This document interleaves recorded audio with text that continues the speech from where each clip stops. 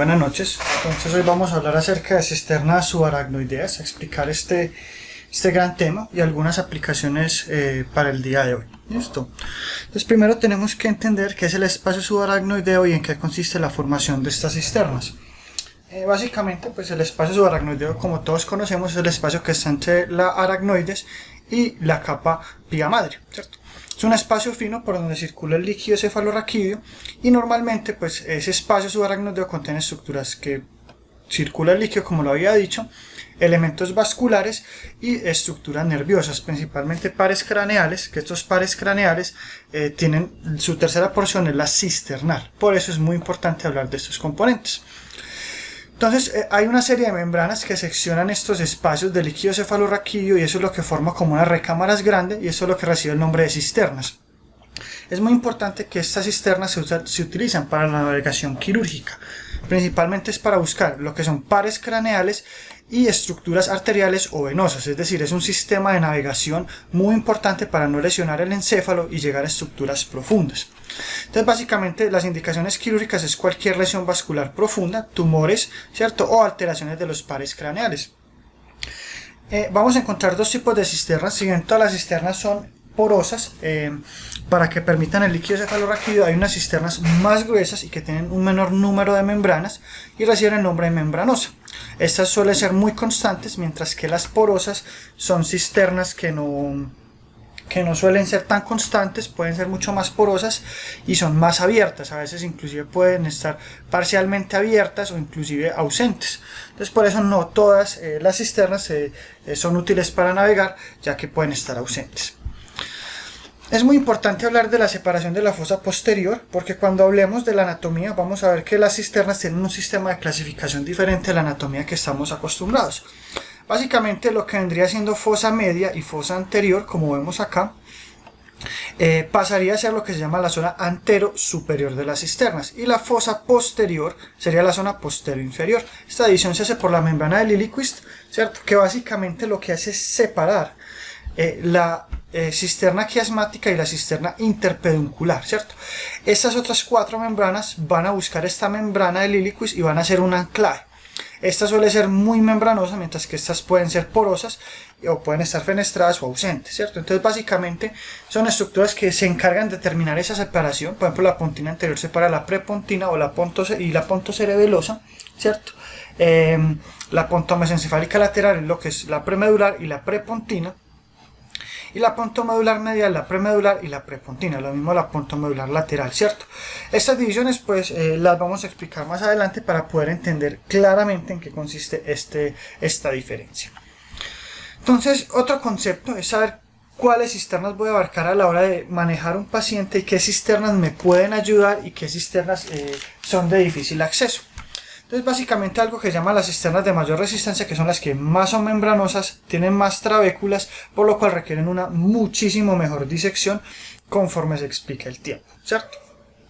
Son estas tres cisternas, poco más adelante las desarrollaremos adecuadamente, pero conocer qué es esto, ¿cierto? Y esto básicamente, sobre todo la interpeduncular y la cuadrigeminal, tienen un anclaje en el tercer par. Entonces esto también, como vamos a ver también más adelante, el tercer par es una referente anatómica de las membranas y de las cisternas y requiere una disección importante a la hora de los manejos quirúrgicos. Hay otras divisiones, estas no son tan importantes, simplemente es para saber que las cisternas de línea media suelen ser únicas, ¿cierto? Mientras que las cisternas hemisféricas o de las zonas laterales pues suelen venir emparejadas o por pares. Es una diferencia pues que está descrita, pero realmente no se habla mucho acerca de este tema, ¿ok? Entonces aquí va a empezar el primer concepto, y es que este primer concepto que necesitamos hablarlo y entenderlo es cómo vamos a separar todas las estructuras. Entonces, digamos que la forma más fácil de abarcar todo este componente consiste en ubicar la zona supracelar. Esta zona supracelar va a ser el punto de partida para separar la zona antero-superior de la posterior-inferior. Y aquí quien juega esta pequeña membrana o este pequeño espacio que se llama la membrana de Liljeqvist, ¿cierto? Esa membrana separa esta zona de la zona prepontina o la zona interpeduncular, ¿cierto? Que tiene estos dos nombres esta cisterna. Y de acá comenzamos a subir hacia la lámina terminalis. Esta se puede dividir también en dos, como vamos más adelante, en la interhemisférica y propiamente la lámina terminalis, para comunicarse con la pericallosa. ¿cierto? Esta pericallosa va a caer a la cisterna cuadrigeminal. Esta cisterna cuadrigeminal básicamente es ya la zona postero inferior, y esa zona postero inferior es muy importante a la hora de hablar de estos componentes, porque necesitamos entender que esto se separa, ya que hay una conexión con el tercer par, pero hay otra cisterna que nos separa esto del tercer ventrículo y del tercer par, que es el velo interpuesto, listo, principalmente el tercer ventrículo. Y de acá continúa toda la posterior inferior, que sería todo prepontino y cuadrigeminal hacia abajo. Acá está la cisterna supracelular, que es una cisterna que algunos textos la manejan como una cisterna única, mientras que otros elementos hablan acerca de unos compartimientos. ¿Cuáles son esos compartimientos? La cisterna silviana, que sería nuestro caballito de trabajo. Por acá avanzamos hasta encontrar la carótida. Aquí estaría la cisterna carótida. De la cisterna carótida encontraremos la quiasmática u óptica, ¿cierto? Y a los lados, descendiendo, las cisternas paracelares. Unos las manejan como grupos, otros diferentes, ya que a esa superior, la de la lámina terminalis.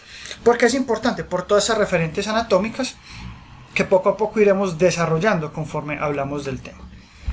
Entonces comencemos con las cisternas anterosuperiores. Entonces primero tenemos esta cisterna, que es la supracelular. Entonces la cisterna supracelular la vamos a limitar con este borde, que vendría a ser el uncus del temporal. Este es el borde lateral de la cisterna, normalmente se extiende hacia posterior, que acá nos lo está cubriendo pues el hemisferio, ¿cierto? Pero se extiende más hacia posterior, y aquí encontraríamos laterales a los nervios ópticos la carótida. Entonces este primer espacio estaría muy fenestrado y sería la cisterna carotidia. Todo este espacio sería la cisterna silviana, ¿cierto? Que estaría sobre el uncus del temporal. Y acá pues nuevamente limitamos la carotidia, ¿cierto? Haciendo esta división. De aquí vendría la quiasmática, que hace este recorrido, y acá tendría pues este componente. Y hacia la parte superior se formaría la membrana del iliquis, que es muy importante, que surgiría más o menos de este segmento, que son las clinoides posteriores, ¿cierto? Y en el punto medio, donde está el 1, cerramos este componente, sería la zona supracelular propiamente. Si profundizamos ahí encontraríamos lo que es la hipófisis y esos límites anatómicos. Entonces la parte anterior básicamente también tendría la extensión, que es lámina terminalis y cisterna interpeduncular, y tendríamos el giro recto en este punto y el giro orbitario hacia un poco más lateral, ¿cierto? La parte inferior ya sabemos toda la silla turca con sus relaciones anatómicas, el seno cavernoso, y lo que es la zona posterior, entonces membrana del iliquis y la sustancia perforada anterior, que estaría en este segmento aproximadamente, ¿cierto?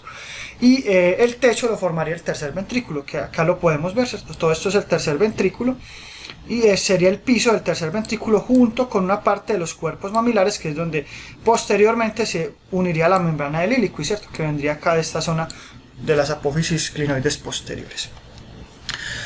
La lámina terminalis, como habíamos dicho, es una extensión básicamente de esa cisterna supracelular. Acá la demarcamos muy bien, entonces la extendemos hacia arriba, ¿cierto? Y es muy importante porque en esta se ubica principalmente la arteria cerebral anterior y los aneurismas de la comunicante anterior, que son un referente muy importante a la hora de los abordajes quirúrgicos.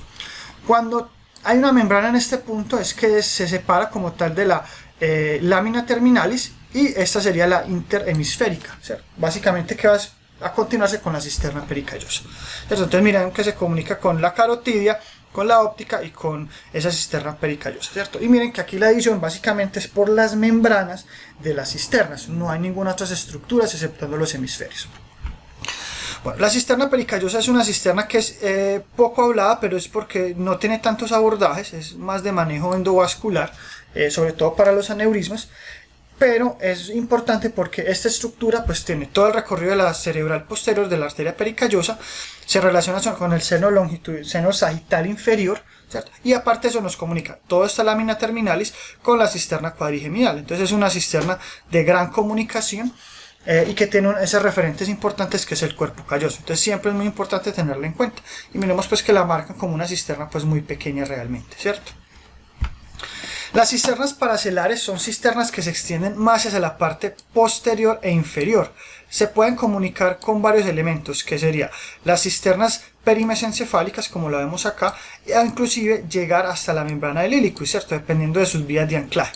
Muchos la incluyen dentro de la supracelular, básicamente es porque es esta extensión lateral que vemos, pero es muy importante porque es una guía de navegación para algunas referentes anatómicas. Entonces la principal es el seno cavernoso, que acá lo vemos pintado de azul, ¿cierto? Todo este seno, cómo se comunica lado y lado, y sus relaciones anatómicas, que vendríamos teniendo el sifón carotidio, ¿cierto?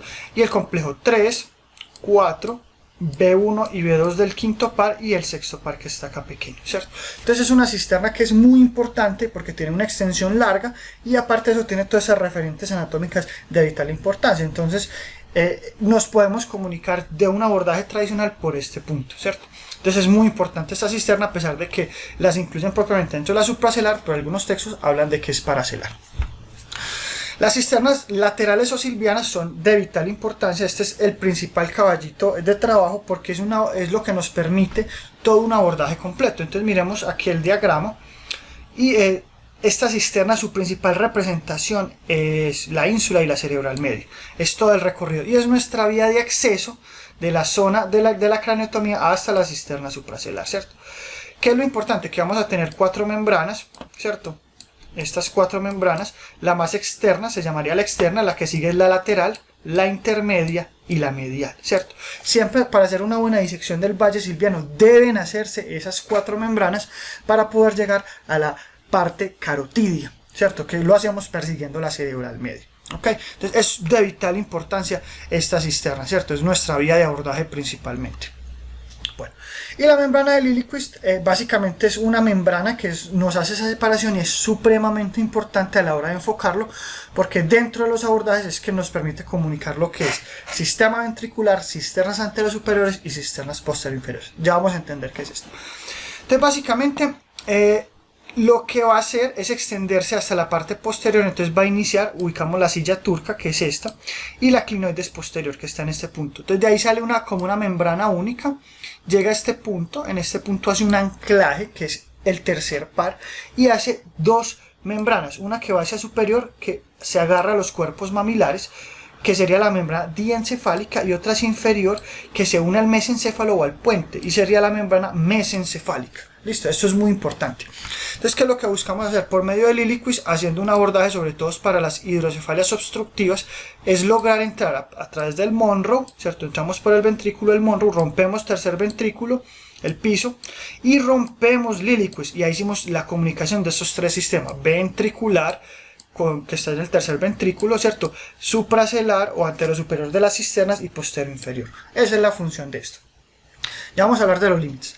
Entonces, lo primero que tenemos que hablar es qué cisternas están relacionadas. Ya sabemos que las cisternas anteriores son la quiasmática y la carotidia, o la supracelar, ¿cierto? Con la zona posterior que sería la interpeduncular. Acá no la diagraman en azul. La cisterna interpeduncular pertenece en algunos textos hacia lo que se llaman las cisternas perimesencefálicas, que es toda esta extensión que vemos hacia acá que llega hasta la cisterna cuadrigeminal, ¿cierto? Que sería todo este espacio acá.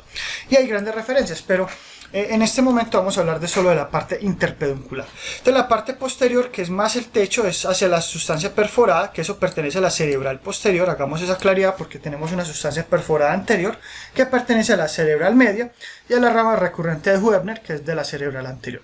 El techo vienen siendo los cuerpos mamilares porque ahí es donde se va a pegar Liljeqvist para hacer la diferencia. Y el piso es una cisterna o la membrana de la cisterna pontomesencefálica que puede estar ausente. No siempre está porque es una membrana blanda, ¿cierto? Es una membrana porosa. Lo mismo la segunda vaina de la membrana de Liljeqvist, es porosa, entonces no se requiere muchas veces modificar, ¿cierto?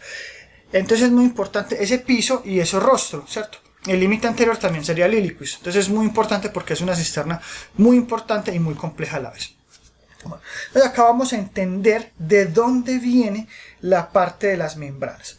Entonces el origen, entonces siempre ubicar la cisterna, la silla turca, que es lo que demarcamos acá, y hacer bordear todo ese borde de la clinoides y del dorso celar. Entonces todo lo que haya en este recorrido puede y asciende hacia la silla y se adhiere a la clinoides. Entonces esto es un punto de anclaje para varias cisternas o membranas cisternales. ¿Qué va a pasar? Entonces, como vemos acá, todo esto es la membrana de Liljeqvist que está de lado a lado y ella se extiende hacia arriba. Y cuando llega a este, que es el tercer par, que se los estoy diagramando acá, este tercer par lo que hace es que acá, vámonos a esta celdilla, cuando se ancla a este tercer par, como lo vemos acá, surgen dos ramas, la que va hacia superior, que va hacia los cuerpos mamilares, que sería la diencefálica, y otra que va hacia posterior, que sería la mesencefálica, que se une a ese mesencéfalo o esa unión con el puente, entre mesencéfalo y puente, ¿cierto? Entonces es muy importante, y esto es lo que hace toda esta separación de esa estructura. Entonces la mesencefálica es la inferior, como habíamos dicho, y la diencefálica es la superior. ¿Qué va a pasar? Ellas de dónde se pegan lateralmente, de ambos terceros pares. Entonces el tercer par es una zona de anclaje de ambas membranas, pero de todas las cisternas que vienen recorriendo todo este componente y que se adhirieron al iliquis. Lo mismo de la parte anterior. Entonces tiene muchos puntos de anclaje del tercer par. La membrana diencefálica, que es la superior, la que vemos acá, ¿cierto? Acá, es la más gruesa, es una cisterna tipo membranosa. Entonces, cuando yo hago el abordaje, esta es la membrana que yo tengo que romper en las tercer cister ventriculostomías endoscópicas. Mientras que la mesencefálica, que es la inferior, es la más delgada y es porosa. Esta no requiere abrirse. Obviamente debe revisarse porque a veces puede estar gruesa, pero lo usual es que no, ¿cierto? Que solo con que rompamos esto es suficiente. Y ya eso nos hace una comunicación de la cisterna interpeduncular con la cisterna supracelular o la quiasmática, que también llaman. Bueno, en cuanto al tercer par, entonces básicamente lo que veníamos hablando es un sistema de anclaje de estas 6 membranas. Entonces, ¿qué quiere decir? Esto hace que el tercer par no sea un par libre en su recorrido, sino que esté anclado sobre todo en esa zona perimesencefálica, interpeduncular y quiasmática. Entonces, cuando hay un aneurisma principalmente comunicante posterior y apunta en la dirección, eso es lo que explica por qué el tercer par se comprime y no está libre, ¿cierto? Eso es lo que hace que si el aneurisma golpea el tercer par, la comunicante posterior no se desplace, sino que quede fija y se le empieza a hacer presión y eso genera la paresia o la disfunción completa del tercer par, ¿cierto? Entonces, en las disecciones, cuando yo busco esto, el primer blanco es el tercer par para hacer una buena disección, liberar el tercer par y buscar el aneurisma, ya que si yo hago una tracción vascular me jalan todas esas membranas y termino lesionando el tercer par, o inclusive si ya estaba lesionado lo termino de disfuncionar completamente. Bueno, seguimos con las cisternas posterinferiores, también son muy importantes, pero acá no hay tanto volumen ni tantas fenestraciones. Tal vez la cisterna que más nos interesa en este momento es la cisterna magna. La cisterna magna tiene algunos límites. ¿Qué tenemos que hablar? Primero, que las estructuras de tronco encefálicas o posterior-inferiores de la cisterna se dividen en dos grupos, uno medial o anterior y uno lateral o posterior, ¿cierto? Que es una división de las mismas membranas que se encuentran acá. Entonces vamos a ver que la cisterna magna va a limitar en la parte anterior con la médula y con la cisterna medular, ¿cierto? Algunos la llaman también la cisterna vulvar o medular anterior, y esta vendría siendo parte de la medular posterior junto con la cisterna. Se comunica con elementos importantes: médula por el foramen de magno, su límite posterior también es la base del cráneo en el foramen de magno, con Magendie a través del cuarto ventrículo y con la cisterna cuadrigeminal por medio de esta cisterna que es la cerebelosa superior, ¿ok? Entonces tiene muchas conexiones y esta es tal vez de las más membranosas que requieren una muy buena disección. Acá podemos encontrar relaciones básicamente de la pica cuando llega a la parte tonsilar o amigdalar y las zonas corticales, ¿cierto? Es una zona muy importante para estas lesiones telovelo-amigdalares o para lesiones que busco entrar inferior al cuarto ventrículo, ¿cierto? Bueno, la cisterna vulvar, como ya hemos dicho, la medular anterior es esta que se encuentra acá. Es una cisterna muy importante, es porque aparte de lindar con la magna, se relaciona con pares bajos. Entonces un abordaje acá, si no se hace una buena disección, puede haber una lesión de los pares 9, 10 y 11, ¿cierto? La parte anterior pues vemos el clivus y la base del foramen magno.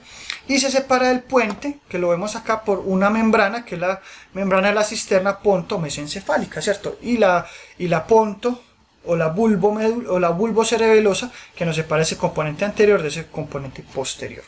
Listo. La cisterna pontina es otra muy importante. Aquí tenemos la basilar, ¿cierto? Está posterior al clivus, que es su límite anterior. Acá está la membrana pontocerebelosa. Algunos hablan de que esta es la pontocerebelosa superior y la vulvar es la pontocerebelosa inferior, ¿cierto? Entonces hace esta separación. Aquí está la basilar, estaría la aica en el punto medio y la cerebelosa superior en la parte más superior, ¿ok? Entonces está este abordaje. Algunos incluyen desde el tercer par con su origen, ¿cierto? Otros el cuarto par en su zona posterior y tenemos pues el complejo 5, 6, 7 y 8, ¿cierto? Que es muy importante. Entonces hay una gran referencia anatómica en estos componentes, ¿ok? Entonces es un abordaje de mucho cuidado y una navegación que debe hacerse muy bien. Afortunadamente esta cisterna es muy amplia y no tiene tantas membranas y no es tan adherida. Bueno, las circunmesencefálicas, ítmica o perimesencefálicas son un grupo importante de cisternas que están formadas por tres grupos. Entonces el grupo 1 vendría siendo la que es realmente la interpeduncular, que es la que veníamos hablando. Se extiende hacia anterior con esta cisterna que la va a limitar la membrana del Liliequist, que sería la crural, y la tercera es la cisterna ambient o ambiens. ¿Listo? Dependiendo del texto tiene esas dos denominaciones.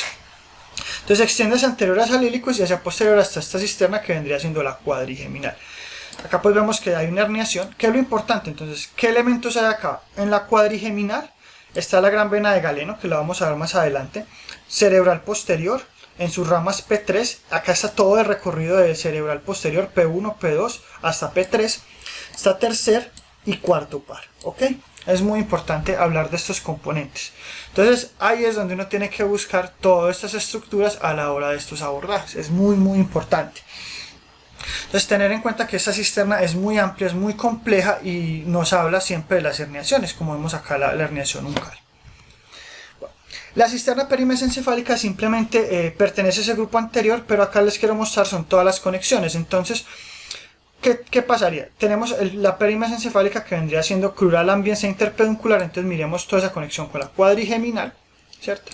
Con la zona prepontina y con las estructuras adyacentes. Entonces, y es una zona con mucha vascularización y muchas relaciones vasculares, como habíamos dicho previamente.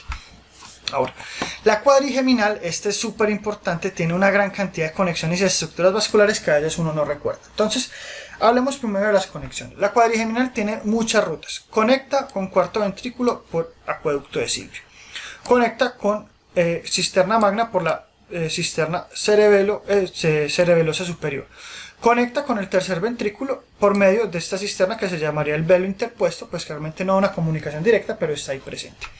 Comunica con las pericallosas hasta la zona de la lámina terminal, ¿cierto? Y por medio de la parte perimesencefálica hasta el Liliequist y la zona prepontina o interpeduncular. Entonces miramos que todas esas conexiones tienen componentes. ¿Qué tenemos acá? Cerebelosa superior en su origen, ¿cierto? Tercer y cuarto par, que se relacionan básicamente el tercero y el origen del cuarto. Tenemos el segmento P3 para formar sus ramas corticales, principalmente, que serían estas dos. Y además de eso, tiene la gran vena de Galeno, que confluye y forma el seno recto. ¿Listo? Es muy importante. Entonces tiene todas esas comunicaciones supremamente vitales. Bueno, la cisterna cerebrosa superior básicamente es muy importante porque tiene el seno recto y en su confluencia inferior están los senos sigmoideos. Entonces es una zona de un muy buen acceso, pero de mucho cuidado porque hay que proteger esos senos a la hora de los abordajes y nos permite pues buscar lesiones de la cisterna magna o de la cisterna cuadrigeminal, ¿cierto? Listo. La cisterna del velo interpuesto es muy importante. Entonces acá formamos lo que es la cisterna cuadrigeminal. Entonces esta cisterna cuadrigeminal aquí se comunica hacia el tercero. Y el velo interpuesto tiene dos capas. Una externa que se llama la capa cisternal, esta más externa. Y una más interna que sería la coroidal, que está en límite con el plexo coroideo. Esta membrana es variable. Entonces a veces el límite único que se ve son los plexos coroideos, ¿cierto? Y podría haber una comunicación acá con el tercer ventrículo. ¿Ok? Entonces la disección subaracnoidea es muy importante porque acá vamos a empezar a entender lo que es la base de la cirugía a través de las cisternas y de la navegación, y que hay muchos componentes a la hora de utilizar estas bases, ¿cierto? Entonces las funciones anatómicas es siempre buscar lesiones para evitar el contacto con el encéfalo. Entonces primero saber a qué me voy a enfrentar, qué cisternas me van a limitar el tratamiento o me van a dificultar el abordaje. Estas tres, ¿cierto? Ya entendimos por qué es tan importante, porque tienen muchas estructuras vasculares y son más membranosas. Entonces la disección en estas es con mucho cuidado. Esto es una relación pues que vamos a ver más adelante, que son las estructuras anatómicas y vasculares relacionadas con eso, pero principalmente veamos que la navegación aneurismática se podría lograr en su mayor medida o en todas las lesiones por medio de una adecuada navegación por las cisternas, es decir, no hay razón para no pensar que no podríamos clipar un aneurisma, ¿cierto? Básicamente es el primer concepto grande que tenemos que entender. Acá tenemos la marcación de los aneurismas más frecuentes. Entonces, uno que tiene que hacer básicamente en el abordaje es perseguir las estructuras vasculares y hacer un recorrido para llegar a las estructuras anatómicas. Esa es la función de la cisterna, hacer un recorrido y llegar. Y miremos que las zonas más frecuentes de los aneurismas, que es más o menos el 80-90%, lo podemos lograr con un abordaje a través de la fisura de Silvio, ¿cierto? Entonces es muy importante perseguir los vasitos y disecarlos muy bien. Entonces el tercer par, básicamente ya hablamos de él. El concepto es muy importante porque cuando yo busco aneurismas que lesionen este tercer par, tengo que hacer primero la disección subaracnoidea y de las membranas del tercer par. Yo tengo que dejar el tercer par completamente libre. De ahí me voy hacia el aneurisma, lo diseco muy bien y ya esto me permite movilidad sin generar tracciones del tercer par para no lesionarlo o empeorar la lesión pues, que tenga el paciente actualmente. Otro concepto es cómo hacer la disección, ¿cierto? No todas las disecciones se van a hacer de forma correcta. Entonces, ¿qué vamos a buscar? El primer concepto, básicamente acá tenemos cerebral media anterior, esto es carótida interna y esto es el nervio óptico, ¿cierto? Entonces, ¿qué vamos a hacer? Tenemos que hacer una disección por los vasos seguros. Entonces, acá yo encuentro a Silvio, entonces por Silvio me vengo por el borde libre de la cerebral media y diseco toda la carótida por su borde libre. Cuando ya tengo expuesto este lado, que es el lado externo, voy hacia el lado interno y diseco donde no haya arterias perforantes. Porque una disección de las arterias perforantes puede generar un sangrado, un infarto y un compromiso grave del paciente. Entonces, cuando yo libero los bordes libres, la tracción la hago en dirección hacia donde van las arterias perforantes. Entonces, eso es muy importante. Acá nos diagraman cómo se verían esas membranas aracnoideas de las cisternas. Y lo importante es evitar que miren que algunas atrapan y se adhieren a esos pequeños vasos perforantes. Entonces hay que tener mucho cuidado a la hora de hacer esta disección poco a poco, ¿cierto? Miremos acá cómo nos muestran el valle silviano y todas las cisternas que vamos a encontrar en este abordaje. Entonces con mucho cuidado se debe hacer esto. Entonces acá nos muestra la marcación que habíamos visto previamente. Siempre el paso 1, cerebral media por borde libre. Cuando lo expuse completamente, pasar al lado contralateral del borde interno de la carótida y disecar todo el borde libre hasta la cerebral anterior para exponer todo. De ahí debo liberar también el nervio óptico para dejar libre todas las estructuras y moverlas con tranquilidad. Inclusive algunos autores recomiendan que se abra también la vaina del nervio óptico para permitir mayor movilidad y tranquilidad a la hora de la disección y de manipulación de estas estructuras. Entonces acá les traigo un pequeño video que es la técnica de disección, se las voy a empezar a explicar. Entonces, pues esto es una lesión aneurismática de la cerebral anterior, principalmente de la comunicante, y les vamos a mostrar las estructuras, ¿cierto? Entonces, primero pues se hace la apertura dural, poco a poco, con suavidad, sin ir a generar lesiones corticales. Exponemos bien, abrimos bien esa dura madre, evitamos complicaciones. Y de ahí poco a poco vamos haciendo el abordaje, ¿cierto? Que es lo que vamos a ir viendo poco a poco. Brain is protected and proximal parts of the ceiling fissure. Pues miren que aquí ya empieza la disección. Algunos lo hacen con bisturí, otros con microtijeras, otros con bipolar. Cualquiera de las tres es correcta. Miren que él va abriendo suavemente las membranas, va haciendo un aspirado suave y va abriendo. Primero se encuentra con el nervio óptico. Entonces de ahí va a empezar a buscar la carótida, ¿cierto? Va buscando la carótida, todavía no la he encontrado y acá ya la expuso adecuadamente. Después de que se expone la carótida, miren que él va buscando el borde libre y ese borde libre poco a poco lo va separando y acá ya empieza a separar. Entonces miren las ramitas, como él va en el borde libre de la rama va separando para permitir una tracción en dirección hacia donde va esta rama, ¿cierto?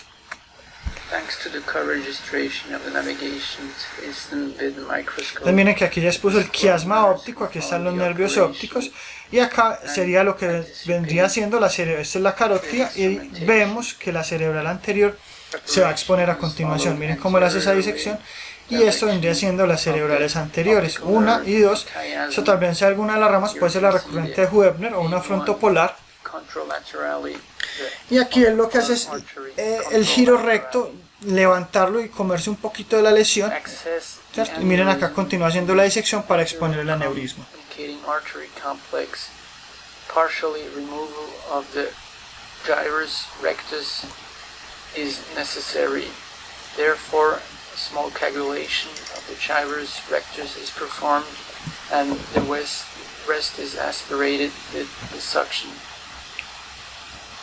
By doing this, Entonces ahí ya está empezando a exponer, miren cómo deja todo muy bien expuesto y deja el aneurisma solito de la comunicante. Entonces va a exponer todo su cuello, poco a poco, miren que ya dejó libre el vaso y lo tracciona en dirección hacia donde va el vaso, no al lado contrario, y es para evitar esas lesiones, ¿cierto? Poco a poco. Using the dissector number 9 or 18 of the Rothman instruments. During this phase, the proximal control of the A1 ipsilaterally as well as contralaterally needs to be performed for safety reasons. The recurrent artery of Neubner can be seen Entonces continúa limpiando poco a poco, es con paciencia, separando, hasta poder lograr un movimiento libre del aneurisma y exponer el cuello. Entonces va a poner unos clips temporales de los segmentos A1 de forma bilateral para evitar un sangrado intraoperatorio del aneurisma.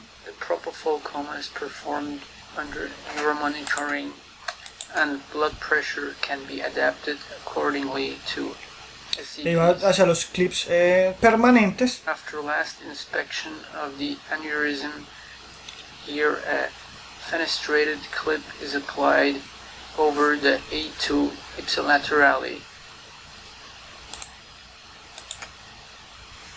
Entonces ahí pone el primer clip, él hace un segundo clip, pone un segundo y un tercer clip poco a poco, ¿cierto? Fenestrated clip is applied in the same direction. The second fenestrated clip is intentionally not clipped over the calcification in order to prevent the compression of the A2 ipsilaterally. Entonces aquí ubica el segundo clip. For further inspection, the temporary clips are removed. Ya retira los clips temporales, evalúa el flujo, que esté funcionando bien, que no haya ninguna sorpresa imprudente con el Doppler, ¿cierto? Garantiza que hay buen flujo y pone un tercer clip para seguridad. Further inspection of the aneurysm shows a remnant perfusion of the aneurysm. Therefore, a bayoneted straight clip is used. Vemos que ahí ya logra todo su cometido que busca a la hora del abordaje. Microdoppler or Nuevamente verifica con el Doppler y ahí continúa su cierre. Bueno, entonces siguiendo ya con la charla, hay otro que son los conceptos tumorales de las cisternas. Estos conceptos son estos 5, que básicamente el tumor puede estar en una cisterna o en varias, o no estar en ninguna cisterna, pero comprimirlas.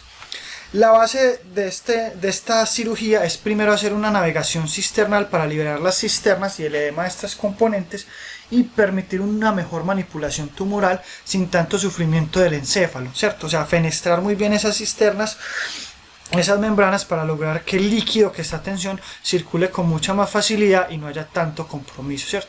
Eso a veces puede cambiar el plano de disección del tumor o generar varios abordajes al tiempo. Entonces, para ya empezar a cerrar y pasar a la evidencia actual, vamos a tener todas las cisternas. Hay muchas, realmente hay una gran cantidad de cisternas, pero no todas están descritas o no se les hace énfasis porque no son de importancia quirúrgica. Entonces, vamos a ver la número 1 que tenemos a este lado, que sería la olfatoria. La número 2A, que sería la cisterna interpeduncular, que podría ser conjunto con las velas de la lámina terminalis, si no está esta lámina de transición. La 3, que sería la quiasmática, que ahí contenemos el segundo par. La número 4 es la carotidia, que la carotidia puede tener un segmento medial o un segmento lateral, dependiendo de la literatura. Otros la abarcan como una sola. ¿Okay? Continuamos con esta pequeña, que sería la crural, ¿cierto? Y lateral a esta estaría la ambiens. Y como vemos, esta cisterna vendría siendo el tercer par craneal, ¿cierto? Que acá no lo están mostrando. Este sería el cuarto par, y de la interpeduncular, que es esta, sería el tercer par, ¿cierto? Ahí tenemos marcado tercer y cuarto par.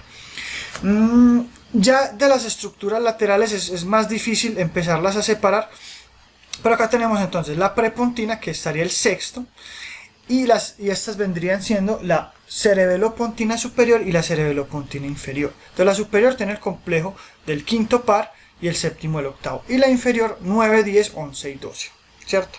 Básicamente. Y nos faltaría la medular anterior y la medular posterior, ¿cierto? O la espinal anterior o espinal posterior. Y esto es lo que nos ofrecen las cisternas, un sistema de navegación adecuado para acceder a las estructuras vasculares y lograr esos abordajes importantes a la hora de tener estos conceptos, ¿cierto? Entonces miremos todas las relaciones y las importancias de estas cisternas a la hora de navegar. Entonces, esto es muy importante porque la principal técnica que se ha hablado a la hora de las lesiones para navegación cisternales son los quistes aracnoideos de fosa posterior. ¿Qué pasa? La evidencia pues es clara, es el tratamiento indicado, pero se ha visto que independientemente del abordaje hay que tener una adecuada técnica de fenestración, porque si lesionamos esos pequeños vasos se puede generar un sangrado tan extenso que ya se empiezan a reportar vasoespasmos cerebrales por hemorragia subaracnoidea. Entonces hay que tener mucho cuidado y una técnica muy pulida a la hora de hacer estas lesiones. Ya en cuanto a la evidencia más moderna, vamos a empezar a hablar de lo que es el drenaje de las cisternas en los pacientes con TEC grave que requieren craniectomía descompresiva. ¿Cuál contexto? Edema cerebral y los pacientes que también tienen TEC junto con un sangrado subaracnoideo. Tenemos esos dos. Entonces básicamente ellos ¿qué describen? Inicialmente hacer una craniectomía descompresiva tradicional de 12 por 15 centímetros en la región frontotemporoparietal, ¿cierto? Abordaje posterior clásico. Y aparte de eso, un abordaje frontotemporoparietal tradicional y que esto descomprime el 70% de la superficie. De ahí hacemos una durotomía para expandir bien la dura madre, ¿cierto? Y empezar esa disección. Entonces ya cuando hacemos la craniectomía, antes de hacer la duroplastia, pasamos al drenaje cisternal. Entonces, ¿en qué consiste? Primero, el paciente desde el inicio de la cirugía debe tener la cabeza con el malar por encima del pecho, o ubicarlo en esa posición si es posible durante el periodo operatorio. Entonces ellos ¿qué empiezan a hacer? Hacen el trépano y empiezan a hacer una disección por la cisterna silviana. Algunos recomiendan hacer un fresado de la apófisis clinoides anterior, ¿cierto? Ellos dicen que no tocaron la clinoides posterior, pero si se requiere se puede fresar, ¿ok? Y ahí hacen una disección hasta exponer el nervio óptico. Entonces cuando llegan al nervio óptico, abren la cisterna óptica y se deben extender hacia la carótida, la óptico-carotidia, ¿cierto? Ellos de ahí recomiendan que se haga una disección, ¿cierto? Que sería la óptico-carotidia y tratar de extenderse a la carótida oculomotora. Se pueden estas dos, la óptico-carotidia o la carótida oculomotora, o las tres, ¿cierto? Y en la función de esto es llegar hasta el iliquis, ¿cierto? Realmente cuando llegamos al iliquis se abre, se rompe esa membrana diencefálica que es la más resistente y ahí comunicamos todas las cisternas. Y esto es para permitir un adecuado flujo de líquido cefalorraquídeo que no esté con tanta tensión y que la sangre subaracnoidea fluya de forma libre. Aparte de eso, ellos recomiendan que se pueda hacer un abordaje hasta la zona contralateral si es posible, para poder abrir también la cisterna óptico-carotidia del otro lado. Y de ahí ellos lo que ubican era en todas esas cisternas o en esa zona supracelular la sonda de drenaje, y esta es la foto que ellos recomiendan que se debe lograr, ¿cierto? Aquí tenemos el frontal, el nervio óptico, el dorso celar, la carótida interna. Por aquí estaría el iliquis que ya está completamente rota y debe verse la basilar, ¿cierto? Esa es la más importante. Entonces la evidencia se resume básicamente en que hay una reducción absoluta del riesgo en un 15%, pero cuando se hacen los análisis estadísticos se ve que no hay diferencia estadísticamente significativa. Entonces es una técnica en desarrollo, pero es muy importante a la hora de hacer los enfoques. Listo, esto es algo que viene ganando fuerza con el tiempo. Y con eso terminamos. Muchas gracias.